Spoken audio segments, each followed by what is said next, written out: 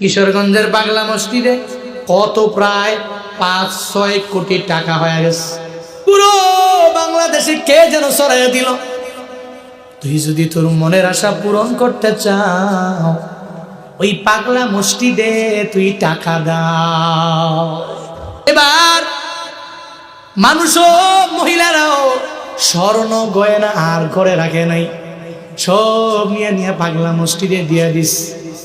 বলে পাগলায় আমারে যদি একটু আমার দিকে একটু ফিরা তাকায়, হয়তো আমার পরিবারে বরকত হয়ে যাবে। ও বান্দা, না না, এই চিন্তা নিয়ে দান করলে হবে না।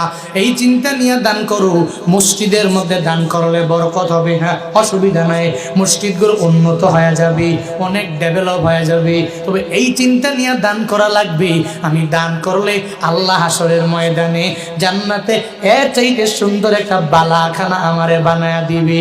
যদি এই চিন্তা নিয়ে দানকারীরা যদি দান করে, যে পাগলা মসজিদে যদি দান করে, আমার মনের আশা পূরণ হয়ে যাবে, আমার ছেলে হবে, আমার মেয়ে হবে। এই চিন্তা নিয়ে যদি শুধু 1 টাকা না, 2 টাকা না, তোমার জিন্দেগির সব টাকা যদি তুমি ওখানে দিয়ে দাও, আমেরিকার ডলারগুলো আর্নিং করে এনে সব যদি ওই পাগলা মসজিদে যদি দিয়ে দাও, আল্লাহর কসম 1 বার 2 বার 3 বার করে বলতে পারি, তোমার এই দান আসমানের নিচে থাকবে, আমার মাওলার দরবার পর্যন্ত বসবে না। ঠিক কিনা?